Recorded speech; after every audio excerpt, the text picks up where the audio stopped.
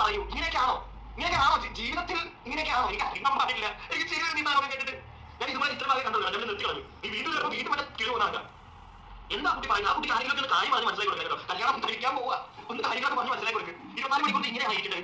അല്ല അങ്ങനെ തന്നെ കഴിഞ്ഞാൽ പറയുമ്പോൾ ബോർ അടിക്കത്തില്ലേ? എന്റെ ചോദ്യം അതാ. രണ്ടുപേർക്കും അവരുടെയുള്ള ഫ്രീഡം വേണ്ടേ? ആ പയ്യനെ ഉണ്ടെങ്കിൽ അവരുടെ സുഹൃത്തുക്കൾ അല്ലെങ്കിൽ അവിടെ പോയാൽ വീഡിയോ കോൾ ചെയ്യണം. What is that? അത് വിശ്വാസം ഇല്ലായ്മയാണ് മകളെ. എനിക്ക് അങ്ങനെ തോന്നുന്നത്. ട്രസ്റ്റ് ഇല്ലായ്മയാണ് ഈ ഒരു പ്രശ്നം ഉണ്ടാക്കുന്നത്. എങ്ങോട്ടെങ്കിലും പോയി കഴിഞ്ഞാൽ എന്തായാലും നിങ്ങൾ ഞാൻ കുറച്ച് ക്വസ്റ്റ്യൻസ് നിങ്ങളോട് ചോദിക്കുന്നുണ്ട്. അതൊക്കെ ഒന്ന് വീഡിയോ കണ്ടിട്ട് ഒന്ന് കമൻറ്റ് ചെയ്യണേ. ഓക്കെ. റിയാക്ഷൻ വീഡിയോസ് ചെയ്യുന്ന എല്ലാവരെയും മൊത്തത്തിൽ അലവലാദികൾ എന്നാണ് ദിയ പറഞ്ഞിരിക്കുന്നത്. ഞങ്ങളതിനെ തീർത്തും എതിർക്കുന്നു. ഞാൻ എൻ്റെ പ്രതിഷേധം അറിയിക്കുന്നു. ഹായ്, ഹലോ, നമസ്കാരം. എല്ലാവർക്കും താരസ്വയിലേക്ക് സ്വാഗതം. ഞാനൊരു വീഡിയോ ഇട്ടിട്ടുണ്ടായിരുന്നു, റിയാക്ഷൻ വീഡിയോ. അവരുടെ ഒരു Q&A സംബന്ധിച്ചിട്ടുണ്ടായിരുന്നു. അതിൻ്റെ കണ്ടിന്യൂറ്റിയാണേ. അപ്പോൾ ഇപ്പം ദിയയുടെ കല്യാണം വരികയാണ്. അപ്പോൾ അതിന് മുമ്പെയാണ് ഈ ഒരു സെക്ഷൻ വീഡിയോ ദിയ പങ്കുവച്ചിരിക്കുന്നത്. അപ്പോൾ അതിൽ കുറേ ഫാൾട്ടുകൾ നമ്മൾ പലരും ചൂണ്ടിക്കാണിക്കുന്ന കണ്ടു. എൻ്റെ ക്ലാരിഫിക്കേഷൻ ഞാൻ പറയുന്നു. ആദ്യമേ തന്നെ പറയാം, പെൺകുട്ടികളാകുമ്പോൾ ന്യൂ ജനറേഷനാണ് ഓക്കെ. പക്ഷേ നമുക്ക് കുറേ കാര്യങ്ങൾ നമ്മൾ മറച്ചു വയ്ക്കണം. എല്ലാം വന്നിട്ട് സോഷ്യൽ മീഡിയയിൽ ഓപ്പൺ ആയിട്ട് സംസാരിക്കുന്നത് അത് അത്ര നല്ലതല്ല. ഇപ്പം കുഴപ്പമില്ലായിരിക്കും, പക്ഷേ ഭാവിയിൽ അത് ദൂഷ്യം ചെയ്യാൻ ചാൻസ് ഉണ്ട്. ഓക്കെ.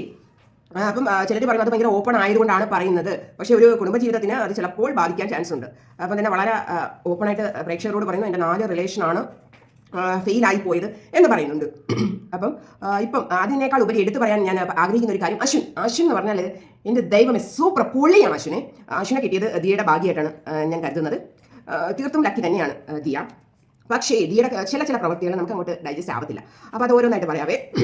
ഒന്നാമതായിട്ട് ഇവരുടെ ഒരു Q&Aയിൽ തന്നെ അശ്വിന് വരുന്ന ക്വസ്റ്റ്യൻസ് അശ്വിനോട് പറഞ്ഞു തുടങ്ങുമ്പോൾ തന്നെ ദിയയിൽ കാണുന്ന ഒരു സ്വഭാവം എടുത്തു ചാടി അശ്വിനെ സംസാരിക്കാൻ സമ്മതിക്കില്ല.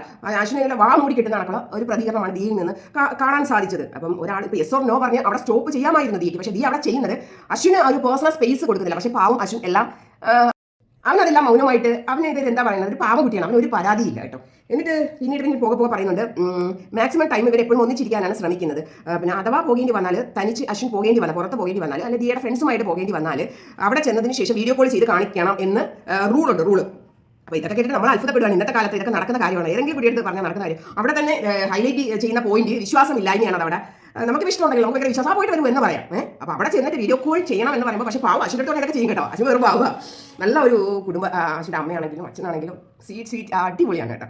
പക്ഷേ ഓരോ മറുപടി നമ്മൾ ശ്രദ്ധിക്കണം. അശ്വിനെ ഇഷാനിയെ പറ്റി പറയുമ്പോഴും ഇഷാനി ആരൊക്കെ പറഞ്ഞ് ജാടയാണ് അങ്ങനെ പറയുകയാണെങ്കിലും അപ്പം ഞാനാണെങ്കിലും ഒരു സ്ഥലത്ത് പോയി കഴിഞ്ഞാൽ ഇപ്പം 1-2 പേരുണ്ട് ഓക്കെ സംസാരിച്ചുകൊണ്ടിരിക്കണം. ഞാൻ പെട്ടെന്ന് അങ്ങനെ സംസാരിക്കത്തില്ല.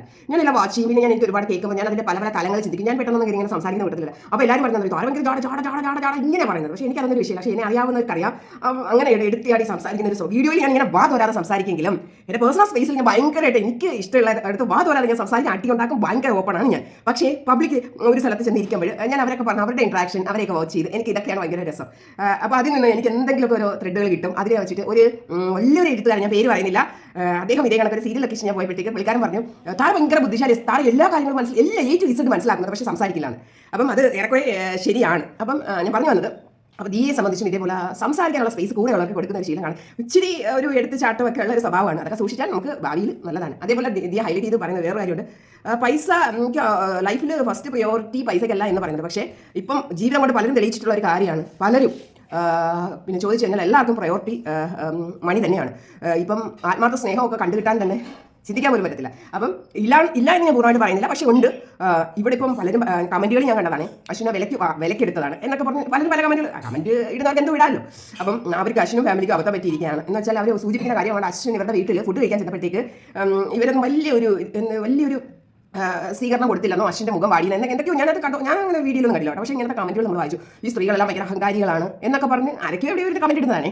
അതുപോലെ ഇടയ്ക്ക് നിങ്ങൾ കണ്ടായിരുന്നോ ഹാനിയുടെ ഒക്കെ ക്ലാസ്മേറ്റ്സ് ചേർന്നൊരു വീഡിയോ ഇട്ടായിരുന്നു. ഈ പിള്ളേർ സോഷ്യൽ മീഡിയയിൽ കാണിക്കുന്ന മുഖമല്ല, ഇവർ ഭയങ്കര അഹങ്കാരികളാണ്, ഞങ്ങളെല്ലാം ഭയങ്കരമായിട്ട് ടോർച്ചർ ചെയ്തിട്ടുണ്ട് എന്നൊക്കെ പറഞ്ഞ ഒരു വീഡിയോ കുറേ നാൾക്ക് മുമ്പിൽ ഇറങ്ങിയിട്ടുണ്ടായിരുന്നു. അപ്പം ഇവർ ഡബിൾ സ്റ്റാൻഡാണ് എന്നൊക്കെ പറഞ്ഞിട്ട്. അതുപോലെ സിന്ധു മാഡത്തിനെ കുറിച്ച് ഒരു വീഡിയോ ഞാൻ ഇടയ്ക്ക് കണ്ടായിരുന്നു. എന്തോ ഓട്ടോയിൽ പോയപ്പോഴത്തേക്ക് ആ ഒരു റേറ്റിനെ സംബന്ധിച്ച് ഓട്ടോക്കാരനോട് തർക്കിച്ചു, പിന്നെ അങ്ങോട്ടും ഇങ്ങോട്ട് വാക്ക് തർക്കമായിരുന്നോ എന്നൊക്കെ പറഞ്ഞിട്ട് അതിന് എനിവേ അത് നമുക്കറിയേണ്ട ആവശ്യമില്ല. പക്ഷേ അവരുടെ ഒരു ഫാമിലി സത്യം എനിക്ക് ഭയങ്കര ഇഷ്ടമാണ്. അടിപൊളി ഫാമിലിയാണ് കൃഷ്ണമാരാൻ്റെ. എൻ്റെ മക്കളാണെങ്കിലും സിന്ധു മേഡം ആണെങ്കിലും എല്ലാവരും സൂപ്പറാണ്. പക്ഷേ ഒരുപാട് സോഷ്യൽ മീഡിയയിൽ ഒരുപാട് അറ്റാക്ക് അവർക്ക് നേരിടേണ്ടി വന്നിട്ടുണ്ട്. അവർ അതുപോലെ അങ്ങ് സംസാരിച്ചത് കളയാറുണ്ട്. പിന്നെ ഇടയ്ക്ക് വെച്ചിട്ട് ഓർമ്മയില്ലേ ആ ജാതിയുടെ വാല് പറച്ചിൽ, അത് ഇവരുടെ ഇടയിൽ ഇടയ്ക്കൊക്കെ ഇങ്ങനെ കാണാറുണ്ട്. അതുപോലെ ഊക്കുകൾ നേറ്റ് വാങ്ങാറുമുണ്ട്. ഇപ്പം നടൻ കൃഷ്ണകുമാറിനെ പറ്റി പറയുകയാണ്. അദ്ദേഹത്തിന് പിന്നെ പാർട്ടി പ്രവർത്തന സമയത്ത് കൊല്ലത്ത് വെച്ചിട്ട് ഒരു ചെറിയൊരു ആക്സിഡന്റ് പറ്റിയിട്ടുണ്ട്. അതിൻ്റെ ഒരു ഓപ്പറേഷൻ സംബന്ധമായിട്ട് പോയിരിക്കുകയാണ് പുള്ളിക്കാരൻ. അപ്പം ഒപ്പം സഹായത്തിന് ഹാനയും അമ്മയും പോയിട്ടുണ്ട്. അപ്പം അവർ പോലും ചില സമയത്ത് പറയാറുണ്ട്, ഈ ജനം എന്തൊക്കെ നല്ലത് ചെയ്താലും, നമ്മൾ ലൈഫിൽ എത്ര നല്ലത് ചെയ്താലും അതൊന്നും എടുത്ത് പറയത്തില്ല. പക്ഷെ ഒരു മിസ്റ്റേക്ക് ചെയ്താൽ അത് ഹൈലൈറ്റ് ചെയ്ത് പറയാൻ 100 പേര് കാണും. പക്ഷേ നമ്മളിതൊന്നും കണ്ട് പേടിക്കുകയോ ഒന്നും വേണ്ട, നമ്മൾ ധൈര്യമായിട്ട് മുന്നോട്ട് പോകുക. ഈ അറ്റാക്കൊക്കെ ഒരു സൈഡിൽ കിടക്കും. പിന്നെ ഒരു കാര്യമുണ്ട്, എൻ്റെ പോളിസി ഞാൻ പറയാം, നമുക്കൊരു ശത്രു ഇല്ലെങ്കിൽ, നമ്മളെ ആരും അറ്റാക്ക് ചെയ്തില്ലെങ്കിൽ അതിൻ്റെ അർത്ഥം എന്താണെന്ന് അറിയോ? നമ്മൾ ജീവിതത്തിൽ ഒന്നും ചെയ്യുന്നില്ല എന്നാണ് എൻ്റെ അർത്ഥം. നമ്മൾ ഏറ്റവും കൂടുതൽ അറ്റാക്ക് ഏറ്റുവാങ്ങുന്നവർ അത്രത്തോളം കാര്യങ്ങൾ ചെയ്യുന്നതുകൊണ്ടാണ് അത്രയും അറ്റാക്ക് കിട്ടുന്നത്. മനസ്സിൽ നമുക്ക് ശത്രുക്കൾ ഉണ്ടാകുന്നത് നമ്മൾ അത്രയും ഏതൊരു റിയാക്ഷന് ഓപ്പോസിറ്റ് റിയാക്ഷൻ ഉണ്ടാകുമെന്ന് പറഞ്ഞ കണക്ക് നമ്മൾ എന്തെങ്കിലുമൊക്കെ ചെയ്യുന്നതുകൊണ്ടാണ് നമുക്ക് ഇത്രയും ശത്രുക്കൾ ഉണ്ടാവും. അപ്പോൾ അവർ സോഷ്യൽ മീഡിയ അത്രയും ലൈവായിട്ട് നിൽക്കുന്നത് കൊണ്ടാണ് ഇത്രയും പ്രശ്നം. അല്ല വേറൊന്നുമില്ല. ഇപ്പോൾ എന്നെ സംബന്ധിച്ച് എനിക്കറിയാം, എന്നെ കുറ്റം പറയുന്ന എല്ലാ ഫ്രണ്ട്സ്, ഞാനൊരു സ്റ്റാറ്റസ് ഇട്ടാൽ ഓടി വന്ന് ഫസ്റ്റ് അവരാണ് കാണുന്നത്.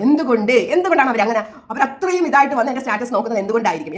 എന്തോ ഒരു സംതിങ് അവിടെ ഇല്ലേ? അതാണ് നമ്മുടെ വിജയം. അവർ നമ്മളെ കുറ്റം പറയുമ്പോഴും അവരുടെ ഉള്ളിൻ്റെ ഉള്ളിൽ നിങ്ങൾ ഞാനത് പറയുന്നില്ല, നിങ്ങളൊന്ന് വായിച്ചെടുത്താൽ മതി. ഇപ്പോൾ കഴിഞ്ഞ ദിവസം ഒരാഴ്ച മുന്നേ ഒരു സെലിബ്രിറ്റിയാണ്, പേര് ഞാൻ പറയുന്നില്ല, അതായത് ആ ഒരു പിന്നെ പരിപാടി എന്താണെന്ന് വെച്ചാൽ നമ്മുടെ പേളിമാണി അവരൊക്കെ പങ്കെടുക്കുന്ന ഒരു ഭയങ്കര ഒരു പരിപാടിയാണ്. ഞാൻ പരിപാടിയുടെ കാര്യം നോട്ട് ചെയ്തില്ലാക്കി പലർക്കും മനസ്സിലാവും ഏത് വ്യക്തിയാണ്. ആ വ്യക്തി പങ്കെടുക്കുന്നുണ്ട്. അപ്പോൾ ഇവർ എന്നെ പല രീതിയിലും മെസ്സേജ് ഇട്ട് ഒക്കെ ഭയങ്കരമായിട്ട് എന്നെ പിന്നെ എൻ്റെ വീഡിയോസിനെ വിമർശിച്ച ഒരു സ്ത്രീയാണ്. നല്ല പ്രായമുണ്ട്, 60 വയസ്സുണ്ട്. പക്ഷേ പല രീതിയിൽ കുറ്റം പറയുമ്പോഴും കഴിഞ്ഞ ദിവസം ഞാൻ നോക്കിയപ്പോൾ അപ്പോൾ എൻ്റെ അടുത്ത് വന്നിട്ട് വരുന്നുണ്ട്, ഇത് താരെ ഇമിറ്റേറ്റ് ചെയ്യല്ലേ ഇവരെന്ന് ചോദിച്ചു. അതായത് എൻ്റെ ഡ്രസ് കോഡ്, പിന്നെ സ്ലീവ്ലെസ് ബ്ലൗസ്, ആ ടാറ്റു ഒക്കെ പഠിച്ച് എങ്ങനെയാണ് ഞാൻ ടാറ്റു പഠിച്ച് അതുപോലെ സെയിം ഞാൻ എൻ്റെ ഡിറ്റോ പോലെ ഇവർ ആ ഒരു ഫംഗ്ഷന് പങ്കെടുത്തു. അപ്പം അവിടെ എനിക്ക് അത് കണ്ടിട്ട് അങ്ങനെ ഒരു അസൂയ അങ്ങനെയൊന്നുമില്ല. പക്ഷേ എൻ്റെ മനസ്സിൽ എനിക്കറിയാവുന്ന ഒരു കാര്യം, പല വ്യക്തികളും ഞാൻ യൂസ് ചെയ്യുന്ന ഡ്രസ്സ് മേടിക്കുന്നു, ഞാൻ എങ്ങനെയാണ് ഒരുങ്ങുന്നത് അതുപോലെ ഒരുങ്ങുന്നു, എൻ്റെ ഹെയർ സ്റ്റൈൽ അനുകരിക്കുന്നു. അപ്പോഴെല്ലാം എനിക്കറിയാവുന്ന ഒരു കാര്യമുണ്ട്, എനിക്ക് അവരുടെ അസൂയ അങ്ങനെയൊന്നുമല്ല. പക്ഷേ എനിക്കറിയാവുന്ന ഒരു കാര്യമുണ്ട്, അവർക്ക് പുറത്ത് പറയാൻ പറ്റുന്നില്ല എങ്കിൽ കൂടിയും അവർക്ക് മനസ്സിലറിയാം അത് കൊള്ളാം. പക്ഷേ ഇതിനേക്കാളെല്ലാം ഉപരി നമ്മൾ എന്ത് ചെയ്താലും, എത്ര മേക്കപ്പ് ചെയ്താലും നമുക്ക് ജന്മന ഒരു ഭംഗി കൂടെ ഉണ്ടെങ്കിൽ അത് പൂർണ്ണമാവത്തുള്ളൂ. അത് വേറൊരു കാര്യം. അപ്പോൾ പറഞ്ഞു ഞാൻ എന്തെങ്കിലും പറഞ്ഞ കാടുകൾക്ക് പോകും. അപ്പോൾ കാര്യം എന്താണെന്ന് വെച്ചാൽ ആരോ ഒരാൾ നിമിഷ ബിജുവിനെയും ദിയ കൃഷ്ണനെ സാമ്യപ്പെടുത്തി സംസാരിക്കും. അങ്ങനെ സാമ്യപ്പെടുത്തുന്നത് ഒന്നാമത്തെ തെറ്റ്. ഓക്കെ, അവിടെ പറയുന്നത് വെച്ചാൽ നിമിഷ ബിജു ഇടുന്ന ഡ്രസ്സിനേക്കാളും വളരെ ഓപ്പൺ ആയിട്ടുള്ളത് ദിയ കൃഷ്ണൻ ഇടുന്നുണ്ട്. എന്തുകൊണ്ട് നിങ്ങൾ ദിയയെ അറ്റാക്ക് ചെയ്യുന്നില്ല എന്നുള്ളതാണ് അവരുടെ ക്വസ്റ്റ്യൻ. അത് ഞാൻ പറഞ്ഞുതരാം. ഇപ്പം ഒരു പക്ഷേ നിമിഷം ഇടുന്നതിനേക്കാൾ ഓപ്പൺ ആയിട്ടുള്ളത് ഇടുമായിരിക്കും. ഓക്കെ, അത് പക്ഷേ ദിയ സ്ഥിരം അങ്ങനെ അല്ല വരുന്നത്. ദിയ കുക്കിംഗ് വീഡിയോ ചെയ്യുന്ന ഒരുപാട് കാര്യങ്ങൾ ചെയ്യുന്നുണ്ട്. ഇടയ്ക്കിടയ്ക്ക് പുട്ടിന് പീരിടുന്ന പോലെയുള്ള ഇടയ്ക്കിടയ്ക്കാണ് ഇങ്ങനെ ഒരു ഇടുന്ന ദിവസം അങ്ങേയറ്റത്തെ ഹോട്ടായിട്ടുള്ള ഫോട്ടോയെ നീ ഇടത്തുള്ളൂ. ഇടുമ്പോൾ അങ്ങേയറ്റം ഇടും, പക്ഷേ സ്ഥിരം ഇടാറില്ല. അതാണ് ദിയയുടെ ബുദ്ധി. മനസ്സിലായോ? അപ്പോൾ ആളുകൾ പറയും, ഇങ്ങനെ ഒരു ഫോട്ടോ ഇട്ട് വേണോ ദിയയ്ക്ക് സോഷ്യൽ മീഡിയ ഫോളോവേഴ്സിനെ കൂട്ടാമെന്ന്. അല്ല, പുള്ളിക്കാരിയുടെ അച്ഛൻ സെലിബ്രിറ്റിയാണ്, അവർ പിന്നെ ചേച്ചി സെലിബ്രിറ്റിയാണ്. ഓക്കെ, അതുകൊണ്ട് ഓട്ടോമാറ്റിക് ഫോളോവേഴ്സ് വരും. എങ്കിൽ കൂടിയും കുറച്ചുകൂടി മേലോട്ട് എല്ലാവർക്കും ഫോളോവേഴ്സ് ദിവസം തോറും കൂടുതൽ കൂട്ടാനല്ലേ ആഗ്രഹം, ഓരോരുത്തർക്കും അങ്ങനെ ആഗ്രഹം. അപ്പം കുറച്ചുകൂടെ കൂട്ടാൻ വേണ്ടി ഇങ്ങനെ ഇടയ്ക്കിടയ്ക്ക് ഒരു ബുദ്ധിപരമായ അറ്റൻഡ് നടത്തുന്നുണ്ട് ദിയ. അത് ഓക്കെ. പക്ഷേ അപ്പോൾ ആളുകൾ പറയുന്നത്, എന്തുകൊണ്ട് ദിയ എടുത്ത് പറഞ്ഞു നിങ്ങൾ വീഡിയോ അവിടെ കൊണ്ടുപോയി ഇടൂ, ഞാൻ ആ പേര് പറയുന്നത് ആ സൈറ്റിലേക്ക് കൊണ്ടുപോയി ഇടുമെന്ന് എന്തുകൊണ്ട് നിങ്ങൾ പറയുന്നില്ല? സെലിബ്രിറ്റി ആയതുകൊണ്ട് പേടിച്ചിട്ടാണ് പറയാത്തത്. ഓക്കെ, അപ്പം ആളുകൾ ന്യായീകരിച്ച് പറഞ്ഞൊരു കാര്യം, നിമിഷയെ സംബന്ധിച്ച് നിമിഷ കംപ്ലീറ്റ്ലി എല്ലാ ദിവസവും ഇടുന്ന വീഡിയോ ഇങ്ങനത്തെ വീഡിയോ ആണ്. അവരെ പ്രേക്ഷകർ, അവർക്ക് ഇത്രയും ഫോളോവേഴ്സ് ഇവിടെ വരെ എത്തിയെങ്കിൽ അത് മൊത്തവും നിമിഷയുടെ പിന്നെ ഈ ഒരു ഡ്രസ് കോഡ് കണ്ടിട്ട് അത് കണ്ടിട്ട് ഇങ്ങനെ തുപ്പലിറക്കി വരുന്ന കുറേ അമ്മമാരാണ് എന്നൊക്കെയാണ് കളിയാക്കുന്നത്. ഓക്കെ, ആളുകൾക്ക് പിന്നെ പറഞ്ഞ മലയാളികൾക്ക് എന്ത് പറഞ്ഞ എങ്കിൽ കൂടിയും കുറേ പേരുണ്ട് നിമിഷയെ സപ്പോർട്ട് ചെയ്യാൻ. ഇഷ്ടംപോലെ പേര് നിമിഷയെ സപ്പോർട്ട് ചെയ്യാനും ഉണ്ട്. അതും നമ്മൾ മനസ്സിലാക്കണം.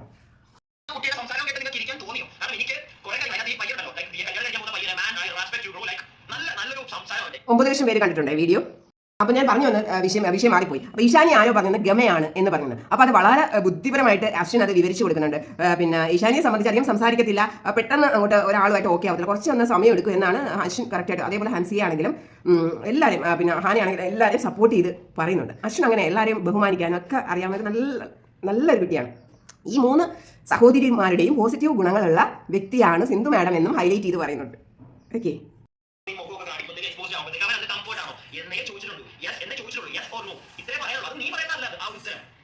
അതായത് ചോദിച്ചിരിക്കുന്ന ക്വസ്റ്റ്യൻ എന്താണെന്ന് വെച്ചാൽ, അശ്വിന് വല്ല പ്രശ്നമുണ്ടോ ഇങ്ങനെ ദിയ ഇത്രയും ഓപ്പൺ ആയിട്ട് വീഡിയോ ഒക്കെ ഇടുമ്പോൾ അശ്വിന് വല്ല പ്രശ്നമുണ്ടോ എന്ന് ചോദിച്ചപ്പോൾ യെസ് ഓർ നോ പറഞ്ഞ് അവിടെ നിർത്താമായിരുന്നു. പക്ഷെ അതിനെ അങ്ങ് പറഞ്ഞ് കാട് കയറി പോവുക.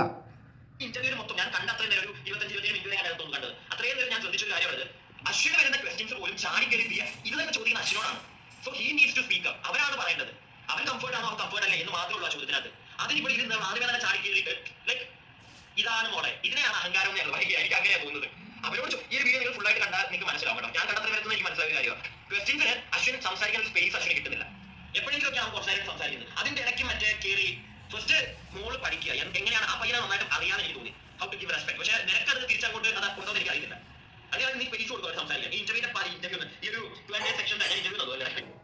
നമ്മൾ മനസ്സിലാക്കേണ്ട ഒരു കാര്യം, നമ്മൾ ഫ്രണ്ട്സിനെ തിരഞ്ഞെടുക്കുമ്പോൾ നമ്മൾ ആ ക്ഷമയോടെ കേട്ടിരിക്കാൻ അവർ ശ്രമിക്കുന്നുണ്ടോ എന്ന് ശ്രദ്ധിക്കണം. നമ്മുടെ വിഷമങ്ങൾ നമ്മളെ മനസ്സിലാക്കാൻ അവർ സമയം കണ്ടെത്തുന്നു. ഒരുപാട് തിരക്കുകൾ, ഇന്ന് എല്ലാ മനുഷ്യരും ബിസിയാണ്, ഓക്കെ, അതൊക്കെ സമ്മതിച്ചു. പക്ഷേ ആ ബിസിയിലും നമ്മളെ കേട്ടിരിക്കാൻ അവർ ടൈം കണ്ടെത്തുന്നുണ്ടോ എന്ന് ശ്രദ്ധിക്കുക. അവരാണ് നമ്മളുടെ യഥാർത്ഥ സുഹൃത്തുക്കൾ. എന്ത് പ്രശ്നങ്ങൾ ഉണ്ടായാലും നമ്മളെ കൂടെ ഒപ്പമുണ്ട് എന്ന് പറയുന്ന അവരെയാണ് നമ്മൾ കൂടെ കൂട്ടേണ്ടത്.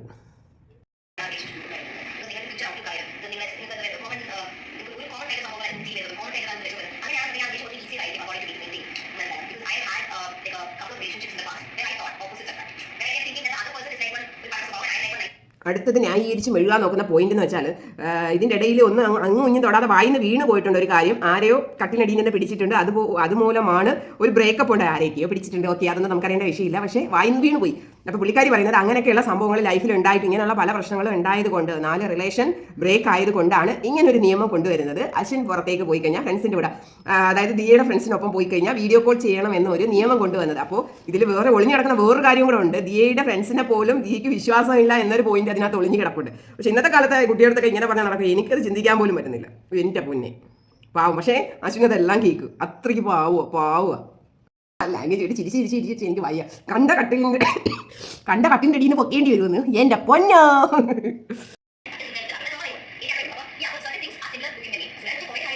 പിന്നീട് പുള്ളിക്കാരി പറയുന്നതെന്ന് വെച്ചാൽ, വീട്ടിലുള്ളപ്പോഴാണെങ്കിലും പുള്ളിക്കാരി ജോലി ചെയ്യുമ്പം അശ്വിൻ്റെ ഒരു പ്രസൻസ് അവിടെ ഉണ്ടായിരിക്കണം. സഹായിക്കണം എന്നൊന്നുമില്ല, പക്ഷേ പ്രസൻസ് ഉണ്ടായിരിക്കണം. ഇതൊക്കെ നടക്കുന്ന കാര്യമാണ് എൻ്റെ പൊന്നെ. പുള്ളിക്കാരി ഉദ്ദേശിക്കുന്നത് ആ ഒരു അശ്വിൻ്റെ പ്രസൻസിലൂടെ ആ പുള്ളിക്കാരിക്ക് ഒരു പോസിറ്റീവ് എനർജി കിട്ടുന്നുണ്ടോ എന്തോ അങ്ങനെ ആയിരിക്കും. പക്ഷേ ആളുകൾ അതിനെ വക്രീകരിച്ച് പറഞ്ഞ് അത് ഏകദേശം കുളവാക്കി വെച്ചിട്ടുണ്ട്.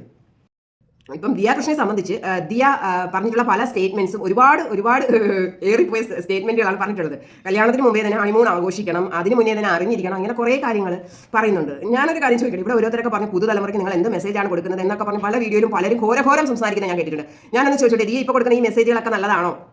ഇത്തരം നമ്മുടെ കൾച്ചറിന് പറ്റിയതാണോ? കല്യാണത്തിന് മുമ്പേ ആ വ്യക്തിയായിട്ട് ഒരുപാട് കറങ്ങി നടക്കുക, ഹണിമൂൺ ആഘോഷിക്കുക, ഡേറ്റിംഗ് ചെയ്യുക, ഇതെല്ലാം ചെയ്ത് ഞങ്ങളിത് ന്യൂ ജെൻ ആണ്, ഇങ്ങനെയാണ് എന്നുള്ള മെസ്സേജുകളാണ് സമൂഹത്തിലേക്ക് പറയുന്നത്, കൊടുക്കുന്ന മെസ്സേജുകൾ. ഇതൊക്കെ നിങ്ങൾ അംഗീകരിക്കുന്നുണ്ടോ? അത് എനിക്കറിയത്തില്ല. അപ്പം ദിയ ഈ ഒരു Q&Aയിൽ പറയുന്ന ഒരു കാര്യം, ഞങ്ങൾ എപ്പോഴും രണ്ടുപേരും ഒരേ കണക്ക് ഉണ്ടായിരിക്കും, ഞങ്ങളുടെ പ്രസൻസ് എപ്പോഴും ഉണ്ടായിരിക്കും. അഥവാ ഒരാൾക്ക് പോകേണ്ടി വന്നാൽ, അങ്ങനെ വരില്ല എങ്കിൽ കൂടിയും ഉണ്ടെങ്കിൽ തന്നെ എപ്പോഴും വിളിച്ചുകൊണ്ടിരിക്കും, എവിടെയാണ് വീഡിയോ കോളി കാണിക്കൂ എന്നൊക്കെ പറയുന്ന ഈ രീതിയോട് നിങ്ങളൊക്കെ യോജിക്കുന്നുണ്ട്? നിങ്ങൾ ഇങ്ങനെ ഒരു നിയമം വെച്ചാൽ നിങ്ങൾ ഇതൊക്കെ സമ്മതിക്കോ? എന്നെ സംബന്ധിച്ച് ഞാനൊക്കെ ആണെങ്കിൽ പറയും സ്വാതന്ത്ര്യം ഏറ്റവും വലിയ. നമ്മളെ കാഞ്ചന കൂട്ടിലാണെങ്കിലും ബന്ധനം എന്ന് പറഞ്ഞ കണക്ക് നമ്മളെ പിടിച്ചൊരു കൂട്ടിലിടുന്ന ഒരു അവസ്ഥ, സ്വാതന്ത്ര്യം എല്ലാ മനുഷ്യനും ആഗ്രഹിക്കുന്ന ഒരു കാര്യമാണ് സ്വാതന്ത്ര്യം. ഇതൊരുമാതിരി അടിച്ചമർത്തും പോലൊരു ഫീലാണ് നമുക്ക് കേൾക്കുമ്പോൾ തോന്നുന്നത്. നിങ്ങളുടെ അഭിപ്രായങ്ങൾ, നിങ്ങളുടെ വിലയേറിയ അഭിപ്രായങ്ങൾ ഈ വീഡിയോയുടെ താഴെ കമൻറ്റ് ചെയ്യുക. അപ്പം ഞാൻ മറ്റൊരു വീഡിയോ ആയിട്ട് വീണ്ടും കാണാം. അതുവരെ Tata, bye bye, love you.